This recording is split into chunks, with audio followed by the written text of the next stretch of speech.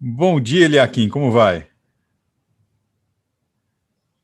Você está mudo aqui para a gente ainda?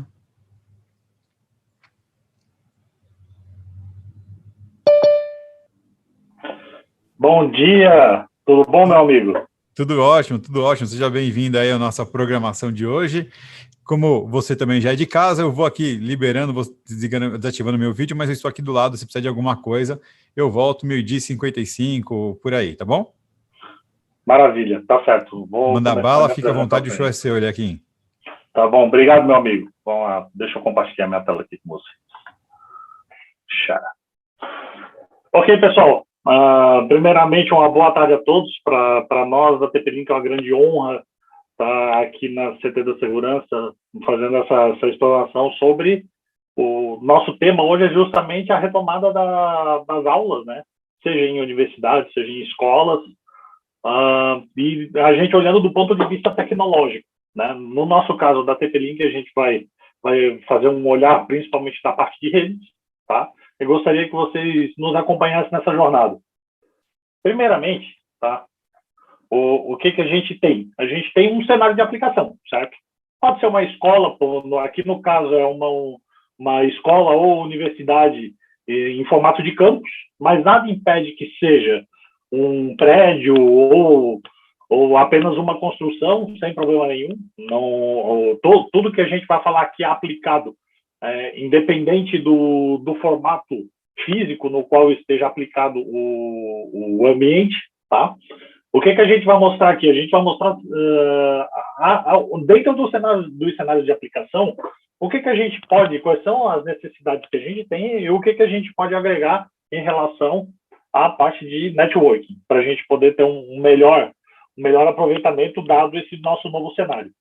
Dentro das salas de aula, o que a gente precisa ter hoje, além das questões da pandemia, a gente tem questões tecnológicas envolvidas, métodos iterativos, dispositivos que se conectam com a internet e assim por diante. E também, o que a gente tem que ter necessidade? A gente tem que ter uma necessidade de Wi-Fi indoor, porque a gente vai precisar de conectividade sem fio, e também, com certeza, a parte de CFTV/IP, inclusive para fazer monitoramento de corredores e das próprias salas de aula. Algumas escolas, inclusive, elas gravam a aula e elas utilizam, inclusive, câmeras IP de segurança mesmo para fazer esse tipo de gravação. Não é muito comum, mas acontece. Temos as questões também de entrada e saída, que a gente também vai ter que ter a parte de sistema de segurança, de CFTV, a parte de rede cabeada e também a parte de controle de acesso. Por que a gente entende que num cenário como esse a gente precisa também de rede cabeada? Porque normalmente para chegar até a essa ponta a gente não utiliza um meio estatístico, por exemplo, um sinal de rádio, né? Porque a gente precisa ter uma alta disponibilidade. Não que não funcione, com certeza funcionaria, mas é uma questão de risco. Se aquele sistema cair, o risco é muito grande. Então, a gente procura colocar um meio determinístico, né? Um cabo, uma fibra ótica, enfim, para a gente poder chegar até esse meio. E também a parte de controle de acesso, que hoje é basicamente toda a parte de controle de acesso é feito no mundo IP. Temos a área esportiva também, que a gente também tem a questão do monitoramento, né? Vocês vão perceber que o monitoramento é praticamente onipresente nas necessidades de hoje, seja para a própria escola monitorar o ambiente, ou seja, até para os pais poderem ter esse tipo de acesso em alguma situação. Aqui a gente tem também a parte do Wi-Fi outdoor, que também é uma necessidade em utilização nesse tipo de cenário. Assim como no pátio, a gente também, além do CFTV e o Wi-Fi outdoor, a gente entende também que determinados pontos, para a gente poder ser efetivo, a gente pode ligar com fibra ótica. Então, é mais uma necessidade tecnológica que a gente tem dentro desse cenário. Dentro da biblioteca, além o que a gente já mencionou do CFTV/IP e do Wi-Fi indoor, a gente tem a rede cabeada, para a gente poder ter acesso, por exemplo, a hotspot, né? O pessoal tem mesas dentro da biblioteca que ele simplesmente pode pegar um cabo de rede, ligar na rede e ter acesso à internet, para acessar a rede da universidade, enfim. E também a parte de controle de acesso, para controlar a entrada e saída de pessoas até dentro da biblioteca. Seu áudio sumiu, Eliakim. Pois não. Peraí, voltou agora. Eu acho que é só uma instabilidade no link. Provavelmente. Volta só os últimos 30 segundos. Tá. A parte do pátio, certo?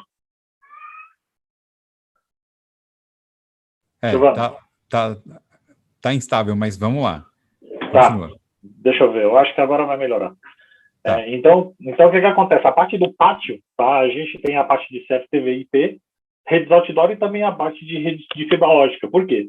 Porque em alguns pontos a gente precisa ter a conexão e a gente precisa ter a segurança de que a conexão ela não vai sofrer nenhum tipo de instabilidade, não vai sofrer latência, enfim. Então a gente entende que fibra ótica é importante para esse tipo de ponto, tá? Para esse tipo de ambiente. Assim como a biblioteca, como a gente já mencionou do CFTV, do Wi-Fi e da rede cabeada, também tem a questão do controle de acesso, para a gente poder controlar o acesso de entrada e saída das pessoas que estão autorizadas a poderem utilizar esse ambiente. Assim como a administração. Assim como a administração, que a gente também tem, além dos que a gente já conversou aqui, que é a parte de CFTV IP, rede indoor, lógico, com certeza, Wi-Fi indoor, telefonia IP, que é uma novidade, por quê? Porque dentro da administração, eventualmente, é muito comum a gente encontrar um sistema de PABX e a partir daí a gente poder ter acesso externo, apesar de que hoje o WhatsApp, telefone celular é uma coisa que praticamente todo mundo tem, ele ainda consegue persistir mesmo dado toda essa novidade tecnológica. Então é um fator a se considerar, um item de tecnologia a se considerar, assim como o controle de acesso, para evitar que pessoas não autorizadas, em determinado momento, acessem a sala dos professores, por exemplo, a parte de administração, alta diretoria, enfim. Então, o que a gente tem de problema envolvido e algumas soluções propostas, tá? Por exemplo, a parte de internet. Como já foi bem mencionado, eu tenho certeza que por outros que já passaram por aqui, a internet é um fator vital hoje, justamente pelo sistema no qual a gente vai ter a partir de hoje, que é um sistema que muitos acreditam que vai ser um sistema híbrido, que vai ser parte da aula vai ser na escola, parte da aula vai ser em casa. Justamente para esse tipo de cenário, o que a gente acredita que precisa ter dentro de uma escola, ou de uma universidade, enfim, uma boa internet. Uma internet que ela tenha, além dela ser boa, que ela tenha redundância, certo? Porque o que acontece? Se a gente tem só um sistema e esse sistema cair, um provedor, por exemplo, cair, e a gente não tiver um outro link, a gente pode perder a gente pode não conseguir desenvolver um trabalho, fazer uma aula, enfim. Então, para a universidade, escolas, a gente acredita que é muito importante ter justamente o que é um load balance. Então, é um item no qual a gente consegue resolver com equipamentos já de mercado.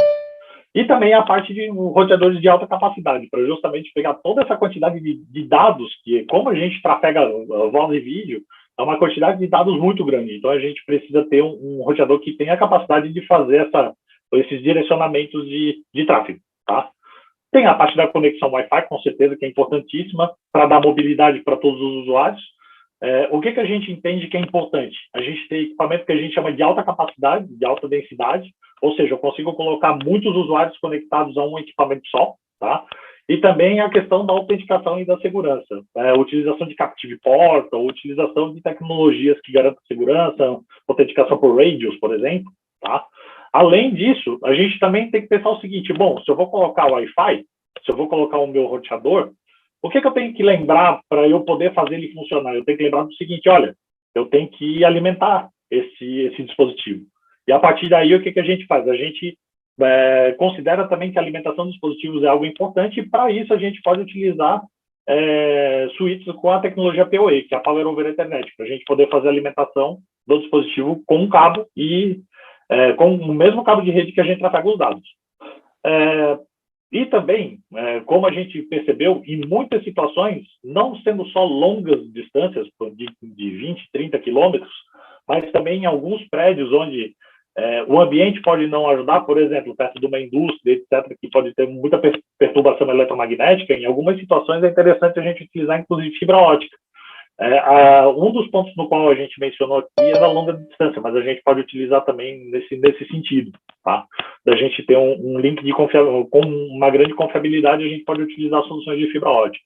E também uma outra coisa que é importantíssima e que vem junto com toda essa solução, o que eu preciso para fazer o controle disso? Eu vou precisar de pessoas, vou precisar de muitas pessoas, vou precisar de muita tecnologia. Na verdade, o que acontece hoje, para suprir essa necessidade, a gente tem uma coisa chamada SDN, que é a rede definida por software. Então, toda a parte de tecnologia de uma rede de uma empresa, ela pode ser gerida por um sistema só. Então, eu não preciso ter vários sistemas, que uma pessoa precise olhar os vários sistemas em separado para saber se está tudo bem com a rede. Hoje, a gente concentra tudo num tipo de topologia só, num equipamento só, e a gente pode ter uma visão holística da rede de como ela funciona. Tá? Aqui é digamos assim, uma proposta de como a gente pode resolver essas questões. Tá? E aqui a gente mencionou alguns equipamentos da seguinte maneira. Da parte da internet, como havia comentado com vocês, a gente precisa de um load balance, certo? Para que entre vários links de internet, ele tenha a possibilidade de fazer ou o balanceamento da internet, ou então a questão do ativo e reserva. Quando uma cai, o reserva assume. Tá? Então, o que nós temos aqui? Nós temos esse equipamento aqui, que é o nosso load balance, por exemplo. Tá? A gente tem também toda a parte de SDN que aparece aqui, que é a parte da nossa gerência de rede. Tá? E a partir daí, o que a gente tem? A gente tem um equipamento, né, que é o switch, que é digamos assim, ele é o centro nervoso de toda a rede, tanto que a gente chama ele de core, né, core de núcleo, né, de núcleo de rede, porque é onde todos os outros equipamentos vão ser agregados a ele, tá?